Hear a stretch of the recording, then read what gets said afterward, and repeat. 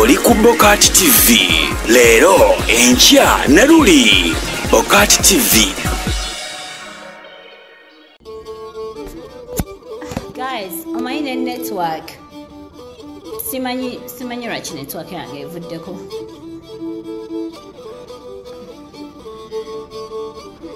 Sorry, my network just decided to go off. Simanyi lwaki. Nia, Komeo, we need to finish this up.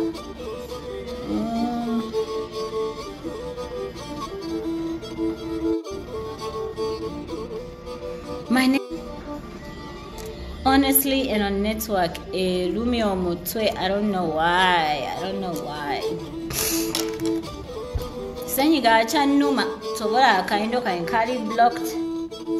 Still got flu, but I'm gonna be good.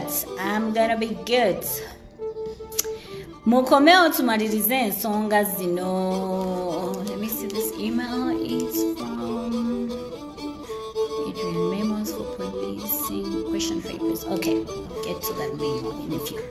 Muwulidde ngenda kwata abasoka bange mbatwale muveeyo mutu enlightening mutugamba omukulembeze waffe gwe tuwulira nti alina okubeera yono bino ebisaanizo byalina eno experience gyalina buli kimu mukiteekemu tusale eddiiro tudde wammwe naye bwe tuwogerako nga tubuuzizza gwe n'ovuma tolina magezi kitegeeza n'ebibuuzo wabigwanga bakubuuziza 1+2 kyekiki bwozeemu birala yogera ekikuvumya kinga ansa ozirina lwaki ovuma ansa ng'ozirina tovuma wa ansa mutu persuading okudde eno yes nze nabagamba ekibuuzo kimu and this was $1 million question bannayuganda njagala mukozesa amagezi everyone claiming muzeeyi akooye okay parties endala weziri waliwo FDC waliwo bangi waliwo abantu parties endala sizitegera kale amanya bamugisha muntu a whole lot of people who are presidential candidates tugambe okitegera kati namwe mwina omuntu wammwe right ekibuuzo kubanga ye yali topic tebayogera ku muntu mulala yenna jjukira nze ebibuuzo bye nalinziramu ku live eyo I was just going by the questions arising from people during the live katera Bobi Wine's name nejja kati nange nembuuza credentials saavuma ku Bobi Wine abagezi mwalina kukomawo kugamba nti kino kyekino naffe ne mutukonvinsinga ne tusala eddiiro ebyokubeera nti soga gwe credentials zizino era kino kye twogerako mutukonvinsinge bwe mutuvuma we're gonna actually question what else you're going to do in parliament kubakati right now we are not allowed to exercise freedom of speech, we are not allowed to say anything. Chokambu, you're fighting for democracy and human rights. Do you know what those words mean? Democracy, human rights. Yet you do not allow us to say anything, but you want democracy and human rights. Look within yourselves. Come on, you're misleading people. You're misusing words. What is democracy? What is democracy? What is human rights? What's freedom of speech? That is what every citizen of their country is entitled to. What are you doing here? Blocking us from exercising our rights. Mwayogera mbu Zari mna Uganda, manya Zari yafuka South Africa. Let me tell you, era mba educating, we have dual citizenship. Tulina dual citizenship. Era nina right to voting. Wano ku embassy tewali kye batatukolera. Thank you Pretoria High Commission in South African High Commission based in Pretoria. Batukolera IDs ndaga muntu bazaayo abantu abatalina passport oba ezaabula oba ezaababiki bayamba ku bantu wano emirambo nga giddayo okitegeera era n'okulonda bajja kuteekawo bululu tugende tusimbe line oba yadde bya online voting era tulonde temwesiba ku kiri Zari yafuuka South African era tategeera our struggles mwesitegera struggles zammwe nakulira wano nze wano nzizeewo bukulu nina baganda bange abe Kampala ate muve ku bantu abaludde ebweru nga tebamanyi kiri ku ground nze siva ku nnyonyi nga ndi Kampala manyi ekiri ku ground okubonaabona okuli ekankulaba tewali kye simanyi kiri ku ground bwaludde eyo wadduka omaze kutta abantu kudduka eyo bwenaawe oyagala kwogera mbu Zari tovuma. Let our answers. We need answers. Convince me to join you. Convince me to join your party. When you intimidate me, oppress me, and abuse me, you're not convincing me. In fact, Nziruka, I'm running far away from you as much as I can. You know why? Because then I will feel you are not ready to be my president. Bobi Kyagulanyi, you could be doing the right thing, but your supporters are making you look bad. Mu conferences ozoyogerako ezo, in your live interviews or whatever, yogera ku bantu mubagambe mu promoting a party bwe baba tebamanyi byakwogera bawe ekyokwogera. Some of them are just noise makers, but nabo tubasonyiwe bayinza okuba tebali informed. Naye bw'oba okola interviews oba ng'olina bu statements bw'oba okola ne social media platforms zo postingako nti bannaye tulonde ekibiina kino olwa ABCD, kati nabana abakuwoganira abatuvuma bwe baba tebalina busobozi bwa kutuukako bw'oba obipostinze ku platforms zo oba ku media houses oba biki basobola okugyayo information eyo ffe abali eno ewala bwe tuba tetumanyi kikukwatako ssebo bajja kutuwa information batuweereze link. Zari awoganira bwerere link yino Honorable yayogedde naye kambabuuze omuntu wa People's Power tasobola kutula nawa NRM ne balya kyamisana erina kubeera world war nti nedda gwe oli wa NRM oli wa FDC oli. No, there is something you guys are forgetting. Regardless of what party you're in, tuli bannayuganda ffenna obutuuze bwaffe bwogera ki bannayuganda. You are a Ugandan. So I can sit with anyone oba oli wa People's Power FDC oba oli wani tusobola okutuula ne tuli ekyemisana bwe twabukana nenkuba akalulu kange n'okuba akako buli omu n'akuba akake kyekyo kye bayita democracy kyemu advertising nga temumanyi na meaning yakyo. That's democracy. Muvuma nnyo muina degree, muina masters, mbala muvuma nnyo bwe mutyo bwe mu promoting ekibiina tuvuma nnyo. Wow. Wow. And we're supposed to be proud of you. With all that nonsense. I speak for the people. I don't speak for NRM. I don't speak for FDC. I don't speak for People's Power. I told you, I'm a citizen. I'm a Ugandan, and I am a platform. We all want what's best for the country. But you know what's not gonna happen? It's not gonna happen orokuba muvumanyo. Obulungi bw'ensi tebugenda kubeerawo olw'okuba aba People's Power muvuma nnyo mu oppressing abantu muvuma. Twakkiriza muyina zi masters mu kuvuma. Naye obulungi bw'ensi tebugenda kubeerawo Rachel. Nope. Obulungi bw'ensi is about all citizens coming together regardless of what party you're in, but all of you having one cause. And what's that cause? Ensi yaffe kutereera kulaakulana. I am a Muhozi project. Biki Muhozi project. Simanyi Muhozi bao biki. Wow. Nabagamba abasajja be munsubiriza okwagala besaagalanga nako. Most of the guys that you guys think I've been with, I told you I ain't even kicking it with those men, those guys. I'm a Muhozi project. Somebody tell me, what is a Muhozi project? Nze ndi asendeza government. Nze ndi mukazi munaku nina abaana bange ab'okulabirira, abaana balina okubeera mu masomero amalungi. I have medical insurances to pay. Nina abakozi eno company yange employing all over South Africa. 198 employees. 198. Msasula omusolo, we pay, when we sasula, we deduct pay as you earn taxes. When you need that kind of information, companies in South Africa, ziri open. You just need to have the right websites to log in. No get no profile here, your company, their branches, their accreditation statuses, no kebera, abakozi bebalina information jeri. 198 serious centers of government ni mukazi mukozi. Atera singa siri mukozi be munnangira munatto omusajja nsobola okubeerawo nedda. Eno company najitandika na Ivan. Nze nasanga Ivan nga mwavu family ye eyekayunga n'abali e Kampala basobola kibagamba n'obufaananyi nkeera mbu posting nga tuli banaku singa obufaananyi bwange obwo mubujjane mubulaba. Nze sasa mwe Ivan gwe mumanyi mulabye Ivan now. Nze mmanyi Ivan Sekibotte wange from day one. That's where we started. No way wange ne tuzimba. You know why? We were ambitious. We were very ambitious. I wanted a good life. Ate naye nga mukozi, ate nga nange ni mukozi nga muwa ideas. That's how we built. That's how we built. Bameka bakazi bano bebalekedde ebintu by'obugagga ne biggwawo mu mwaka gumu ne mwaka mungi myezi mukaaga. Zari nkyali wano, company running, abakozi sisalangako, branches sigalangawo wendi.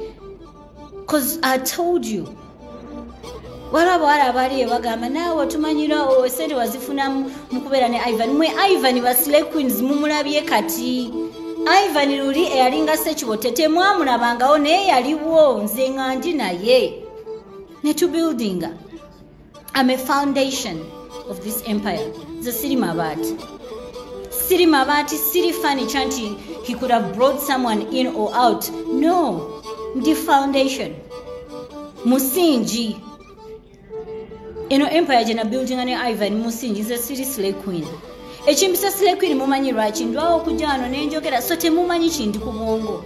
The only thing I do is post my pictures. Mbalaga kuslayinga ni mubya champagne ni mamotoka malungi ndi mu good life ndi muzi tours ndi Chicago ndi Dubai. Kati bwe mulabe kuba ba Slay Queens wena bye bakola bye mwekwasa. Nenga nze ni mukazi mukozi era singa siri mukozi wano singa twagala wodda singa n'abaana tebasoma abaana bange tebava nko mu masomero ge balimu bakyali mu masomero ge balimu since he was here. Omukazi atasobolanga gwe Slay Queen abaana baba ba downgrading adda.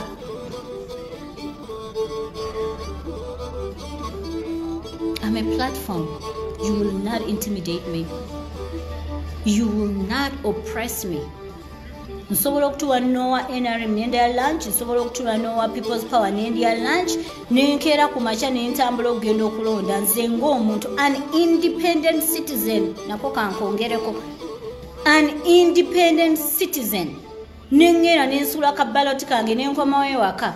Era nenziramu okunywa chai regular Noah People's Power naye nga ffenna twalonze differently. Why?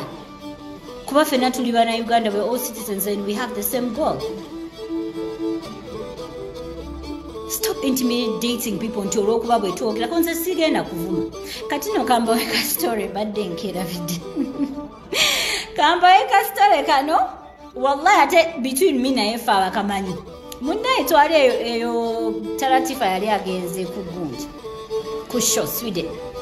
Munnaye tuli abo bano kati ba security kuba nali backstage nga bagamba no there is a guy who's pressing to see. I'm like who? Because Taratifa nayo nne mumulabira obukambwe bwali bungi nnyo nga tayagala bantu kunesembereza. Kati nga yanga abeera backstage olabira waliwo kakateni. Kati nga ba security bangamba bali banyimiriddeko abangadi nga nti kuloga ayagala kubuza nga ngamba ani. Kati ba promoters abo bali bana Kenya. Naye kwaliko Munauganda akola nabo. Munauganda nga jangamba ono gayi waffe ono we Sweden omutegere nti kale naye ne mugamba gayo yanvuma buli kiseera ate tamanyi ekituufu ye gayi tamanyi anvuma kati lwaki atayagala okwogera nange nti abadde asabala akafaananyi kamu biki ne mugamba ola musajja wange yaŋŋaanye by that time musajja wange yaŋŋaanye okukuba ebifaananyi n'abantu kuba okuba ebifaananyi babijjamu bwabwe munnange ng'agamba kale kajja kubuzeeko just nga zireeta Rastaman Piniman nga zimuleeta kati namutunulira nagamba Zari omanyi ndifaaniwo mwana biri bya internet olulimi lwamu olwemukozesa mwana biki biri bya internet naawe obimanyi olina okukangakangamu abantu bajje ku page zo byakoze bitya. Those are your words. Those are your very words. I remember them like yesterday. Munnange ng'agamba naye ndifaaniwo mbadde nsaba kafaananyi nga mwabanga yanganya okuba ebifaananyi n'abantu naye omanyi kasita nkubuuzizzaako yagamba ba security guard abamutuse wange nti ye tazze kulaba muyimbi yali azze kulaba nze kuba faani wange. See your life baba. I'm not mad at you. Sigenda kuvuma. You're not worth it. You're not worth it. Banne beef them. What and say on a beef? Zari versus Bobi. We are both great women in different ways. Zari is Zari and Bobi is Bobi. Zari and Bobi is Bobi. ate ne Katonda teyayagala kukolayo bazari babiri oba bababi babiri. Twali tulina okubeerawo ne babi tubeerewo ne Zari because equally fembi twetaagisibwa. We are both great women. I have so much respect for her. Ye mukazi bw'otasanga mu scandal, ye mukazi ali ku bibye, ali mu famire z'ebiki. So nedda tofuna mpalaniraako. Bw'oba olwana battles zo gwe nga gwe zirwane gwe. Totandika kuteekamu ate Zari versus this. Nze ndi kiti kya muwogo. I will respond to you. Sijja kuvuma, but I will respond. I'll enlighten you. I'll educate you. Nja kubikula amaaso. Sivuma. Too classy for that. I'm too classy for that. I'm getting calls. Chovala ambasalako. Owulira. Babi ali mu kiti kye, Zari ali mu kiti kye, buli mukyala yenna Kaabaani e Kampala, buli omu ali mu kiti kye, ate ffenna mutwetaaga mu different categories. Tetusobola kubeerawo nga ffenna tuli miyembe. We need a mix. Twetaagamu emiyembe, micungwa, bwe bityo tulina okumixinga. Mulekeraawo okuvuma abantu. Temuvuma abantu. Oli bwakubuuza credentials, jangu omuwe credentials. Nti musoga mugwe. Ki kino ekigenda okufuula ono omwami candidate era okuwininga obululu buno. Mutusaze eddiiro. Give us reasons to cross. Muzeeyi byakola kye mugana temubiraba. Bibi byokka bye tulaba. Muzeeyi birungi byakoledde ensi temubiraba. Muzeeyi byakoledde ensi temubiraba. Era najjako naye jjukira nti agenda kuba a revamping ensi, a rebuilding, nga naye ajja kukola. Era naye mu maaso tuli mweyanza. Okay, whoever is trying to call me Manyori ku live eno, don't call me. I'm not done here. Don't call me. Muzeeyi byakoledde ensi abikozi. Namwe abagenda okuddako mujja kukola bye mugenda okukola. Naye muddeemu buzzi ekintu kimu. Mulina credentials nti yes, muzitulage nti tuzirabye nti abange nange ngenze mu people's power tubejoiningeko. Naye nga buli citizen alina rights. Don't fight for a cause that you have no idea about. Democracy, human rights, the things you're fighting for, you don't know what those words mean. Abasoga mwenna mbakobye tujje. Tibatuenda bali tuvuma busiru. Tuli basiru bali oti tibenda bululu bwaife mutuenda. Akalula yaire kalala kati ngoli ku 99 okenda to get 100. Mulekera out okolachi. Stop abusing people nti basiru. Mweche ekibafuula abagezi. Ekibafuula abagezi, ekibafuula so different from basogas. Abasiru kuba abasoga be basiru. Ate mmwe abavuma abantu tubayite ki? Hooligans. Abasoga mwenna mufune gye tulaga. Tugende tukole party yaffe naffe tutandika olutalo. Tebatwetaaga busiru bulinga obusiru. Twaza gwaki nti tuli basoga.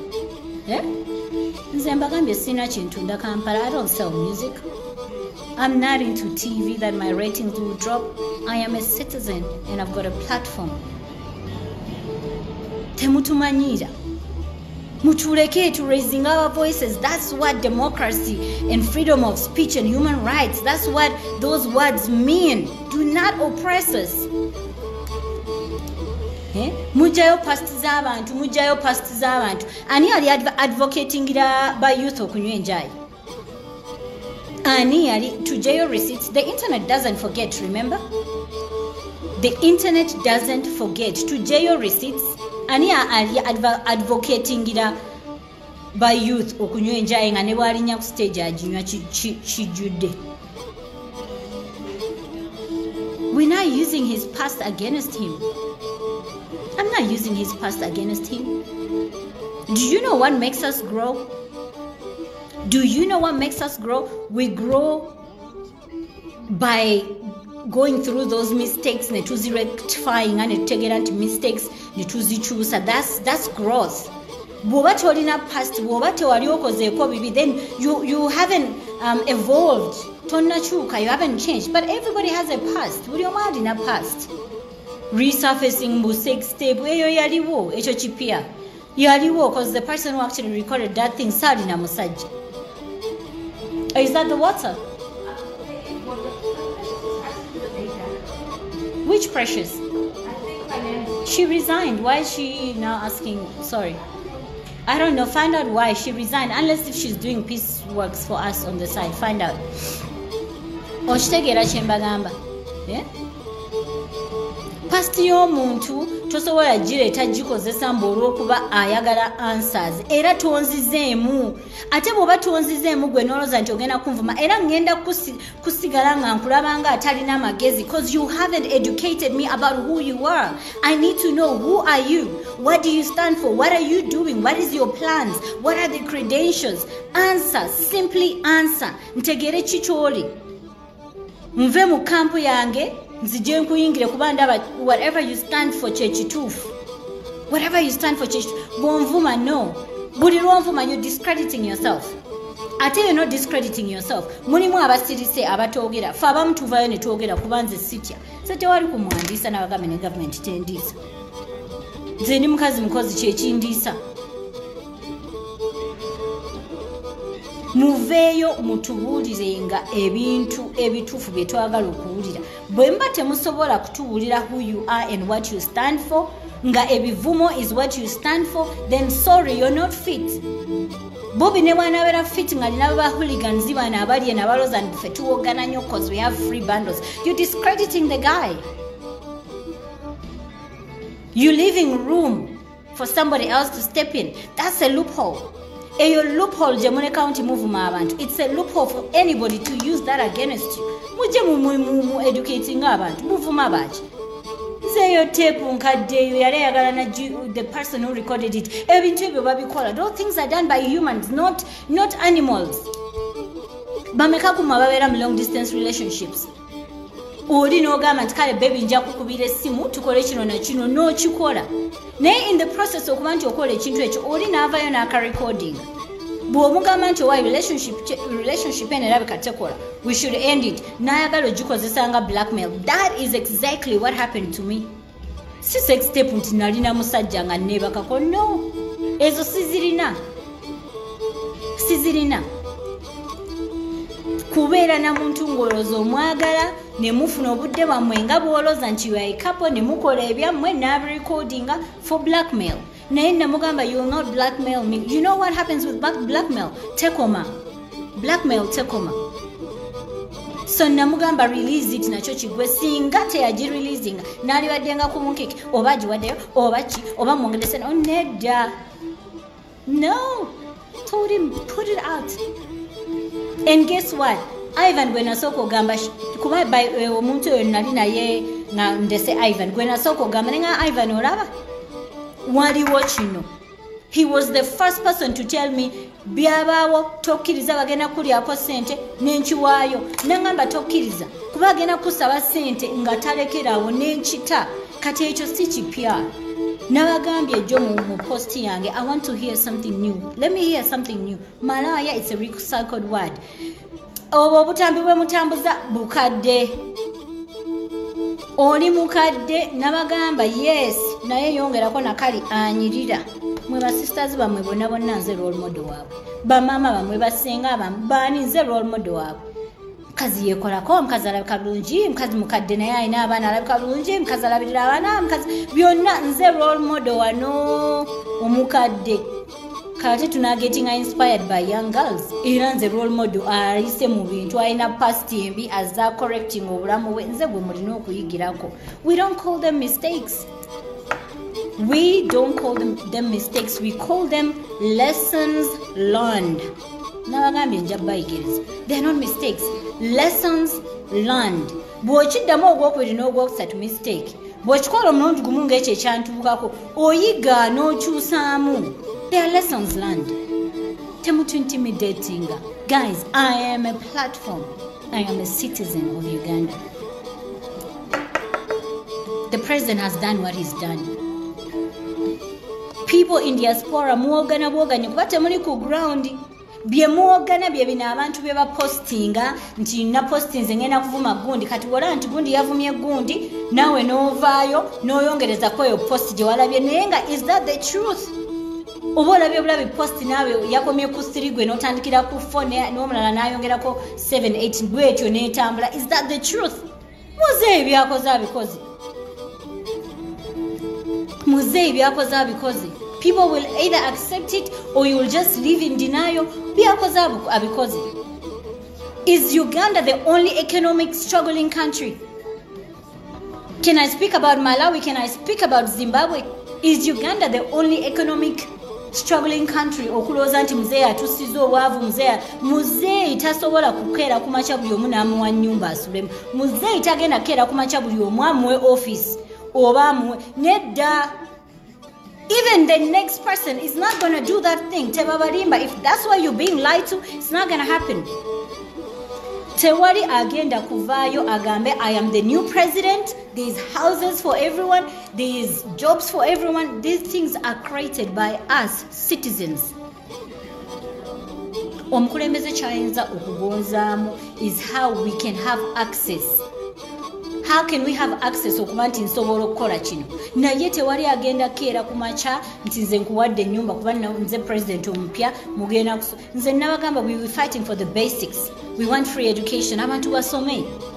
We're fighting for medical care. Eri reasonable. Bino betulaba nti abantu beebaka ki ebyo ebintu anyone can change.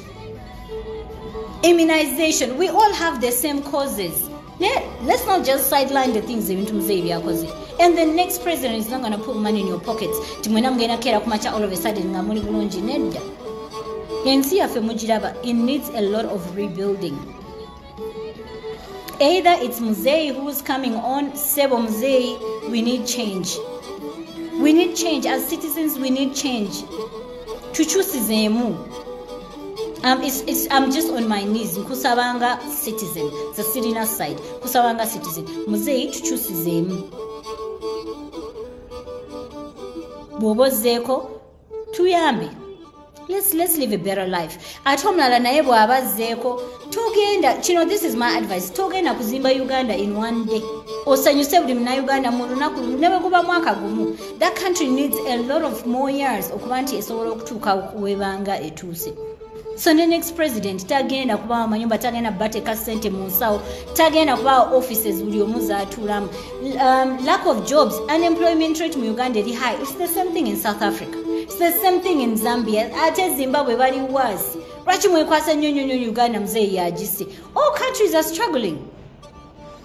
Ne South Africa gye mulabanga ffe tuli mu second world gundi, tetuli third world nga Kampala. Naye unemployment yaano eri very high. What happens in the process? Crime rate goes high. Owulira ebintu ebyo. Ebintu by'okuba nti abantu tebalina mirimu tekiri Uganda kyokka. Gwe nga munnansi okozeewo ki? Tandikawo omudaala gwo ogw'ennyaanya. Ate abala muli ba Slay Queen munyirira nnyo banandaba batya ku mudaala gw'ennyaanya. Tandika omudaala gw'ennyaanya gwo. Kuoba oslayingira. Have you ever seen a beautiful Slay Queen nga ali ku mudaala gw'ennyaanya? Gw'omanyi ba client b'osobola okufuna. Omanyi sente z'osobola okukola ng'obeera ku mudaala gw'ennyaanya ogwo otunda nnyaanya zo ng'onyirira okeera ku makya okubeeka make-up. That's change. Naye oli mu nnyumba ku MBs. Muzeeyi twamukooye Bwebasi. N'ozukka nyoonyo ekikopo ky'obugi n'oddawo muzeeyi twamu. What are you doing about your life gwe nga citizen? What are you doing about your life as a citizen? Bwemba nga muli abantu 10 mwenna nga musigadde Mwebaka, ensi tegenda kukulaakulana. Bwemba nga muli 10 ne muvaamu 3 bana ne batandikawo atunze amanda akoze eki ebyo ebya self-starting. Ensi ejja kukulaakulana kubanga we are fighting unemployment. How? Tuvuddeyo gye tuli naffe tufunyeeko kye tukola. Muvuddeyo gy'olize kantu n'ennyaanya zayi ku mudaala gwawe gwenja okukubiranga selfie. Naye mwagala kubira mu office ziringa za Zari. Muvaawo president tumukooye. Twagala asimanyaani kale mutuwe credentials tujoininge camp yamu. Temumukoowa for the sake nti mumukooye, muwe reasons. Bwebase oli citizen okeera ne Mwebaka buli lunaku. Kyokka nze munsanyusa sente z'e Kampala ezikyakala tezibulangako. But why? Mukaaba obwavu naye if there is a city that I know ekyakala bane e Kampala ekyakala. Ze mukyakaza muzijjawo. Z'oba ofuula capital ogende ofune kyokola. The government is not a one-person president. Nedda. A government is not a president. A government is its leaders and its citizens coming together. muzeeyi w'abayina ebirala byali mukola nga muzeeyi naawe munansi zukuka ove mu bikunta byo ogenda onoonye ekyokola otunda amanda nti gakuswaza ojja kusigala nti nedda tetulina mirimu, we are unemployed, there is no jobs. Osiba Bwebasi, there is no jobs. Saba capital, saba bakwano bo. Mpaye emitwalo 2 ntandike ensawo y'amanda esooka bwe naba nzijemu njazi kuwa nguleke ey'okubiri mugoba mu nsawo emu mwe muve 2 3. Then you create your own employment. Womala okutuna nga you best manda distributors e Kampala. You start hiring. In the process of hiring, you know what's happening? You're employing people. Naye nga watandikira ku nsawo egi weewola ssente, weewola capital, tolina kuba nazo. Saba neighbor, mukube business proposals. Nze ngenda kuba manda mulimu buno bumanelenda simanyi schemes bichi. Kuba proposal ngenda kutandika kutunda manda njagala emitwalo 2 nsawo yange gye nsookerako. Mwebiri muveemu ensawo 10. Otandike ng'olina ekibanda ky'amanda bakuba bukubi ssimu boda delivery ababoda oba bawadde emirimu gw'omuntu omu n'abagatunda n'abagooca omanye abantu boba bawadde emirimu tuli awo tulina Museveni atuwa emirimu agijjewa musiiba Mwebasi kale be mwagala okuzzaako babawe mutuwe credentials temutuvuma mutuwe credentials tutegeere ntulina okusala eddiiro lwa nsonga zino bwe mutatuwe credentials ne musigala nga muvuma abantu mugenda kulemesa Bobi akalulu 2021 you will all be reset back to factory settings nkiddamu 2021 you will all be reset back to factory settings.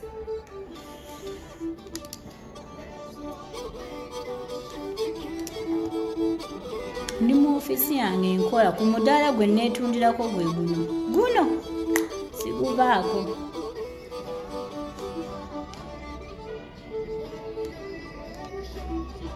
Okay, it's just emails. Muwulira ebintu ebyo. To mention a few. Mugende muvume. Kuvuma, mugende muvume.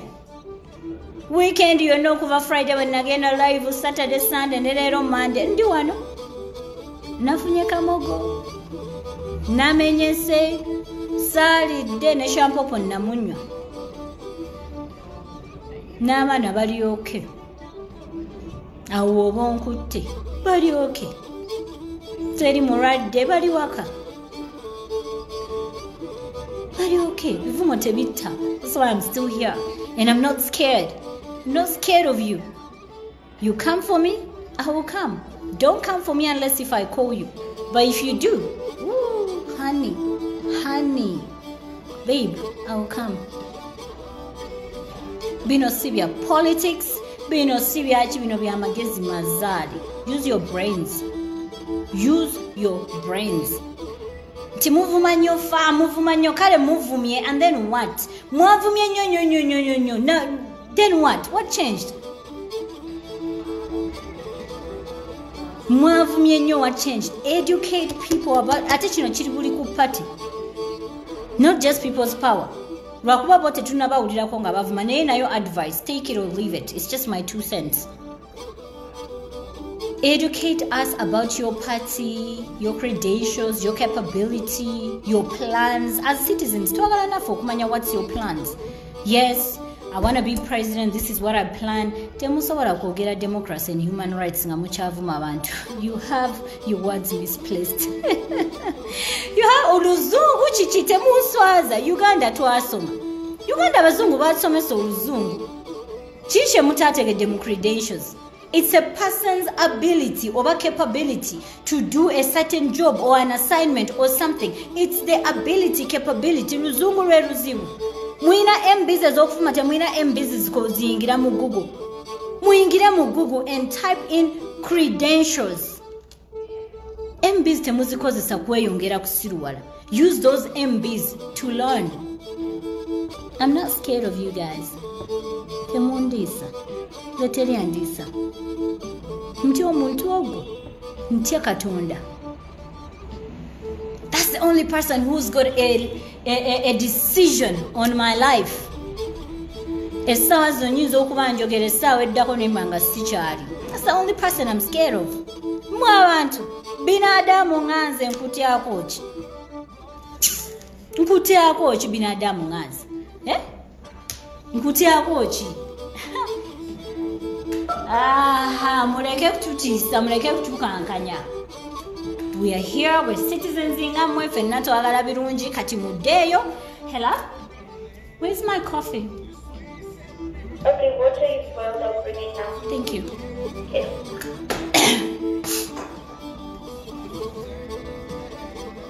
Temututiisa. Temututiisa. Natemundisa. Simu abasomesa abaana bange, simu abansusulira amalwaliro nga ndwadde. Bukozi na bwongo buno mubulabo okubeera CEO w'ekitongole si kintu kizibu ng'olina abakozi kumpi 2. Obwongo buteekwa okuba ng'oli mukazi mugezi nnyo kuba decision emu gy'okola either egenda kusuula company oba it's gonna make your company. Nze nkozesa bwongo, nze sikozesa wano. Wano mususse wano wewe wangi. Kyova nti amagezi gagenda gakendera. Sigambye muli basiru naye amagezi matono. Mukozesa nnyo wano. Use this. God gave you a brain for something. God gave you a brain. Use it. Do not use your mouth. Akamwa kano kekakusiba oba kekakufuula bakute nti you're not guilty. Kekakusiba oba kekakugjayo. Use your brains. Use your brains. There is a reason why we are gifted with brains. Abatalina magezi mazali. Educate yourself. Nze sakerako ku machanga ndo zangena kubeeramu education and skills training. No, it wasn't my calling. Saamanya nako how I ended up here. But you know what I saw? I saw potential for FET, Further Education and Skills Training Colleges. I saw potential in South Africa. Ninze yaleta idea y'essomero lino. Family Ivan naye esobola okigamba ne mugamba Ivan kino kye kiriwo. There was potential and there was appetite for it. The coffees are in there. Oh, Joburg admin. No, it's fine. You can buy for her. Yeah. I saw potential and I was ambitious. We hired people who know the job. Nibatugobera ku mpapula ezifuna ebiwandiiko ebigulawo essomero ne tusettinga up obusente bwaffe obutono ffe twatandikira mu room emu ababeere South Africa muli bajulizi baffe twatandikira mu room egi akasomero kati kalina branches mmeka all over South Africa. Is it open? Ooh, I spilled. Twatandikira mwamu ne tuzimba twali tetumanyi. Oshitegeera naye thank you naye olw'okuba twali interested ne tuyiga. It's called amagezi ago agago ge bakuwa amazaale gwoba okozesa.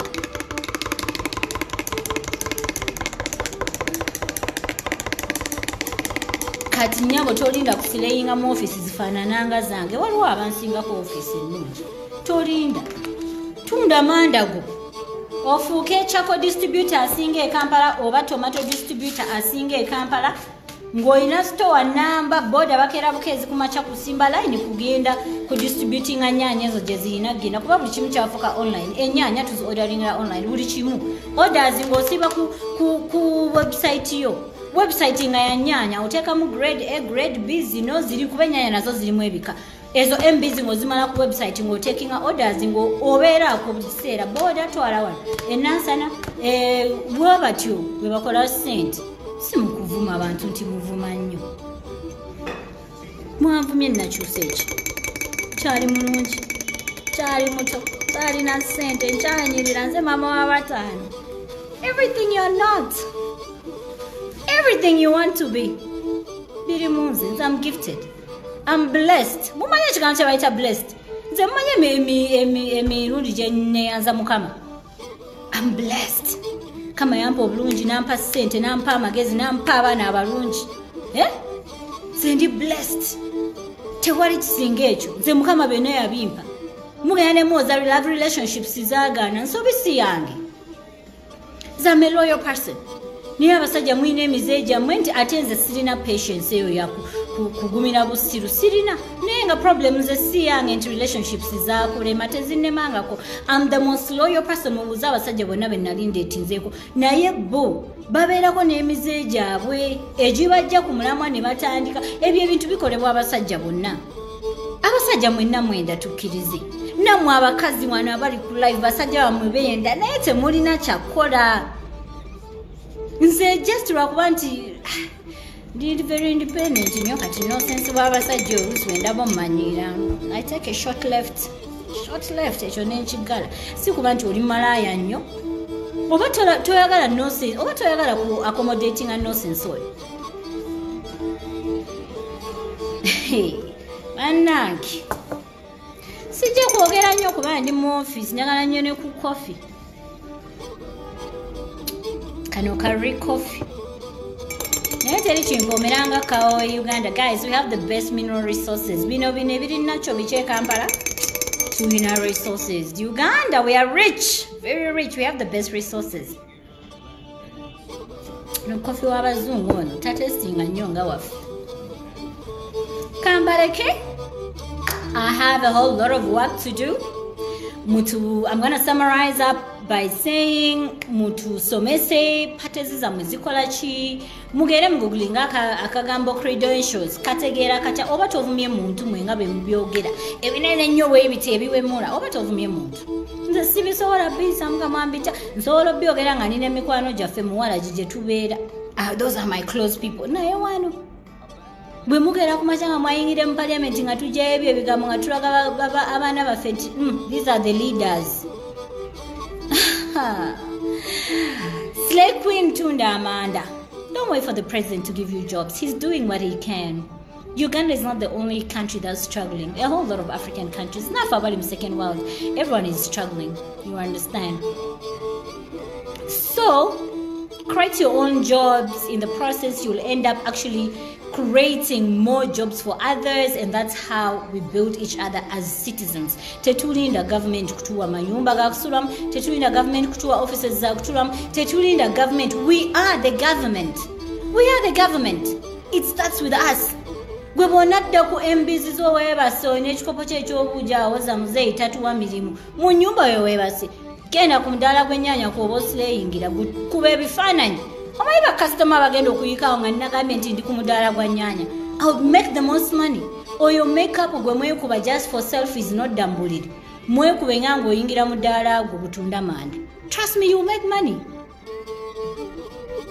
Abalala mutuwe credentials to joining a party yaffe mutu motivating motivate us.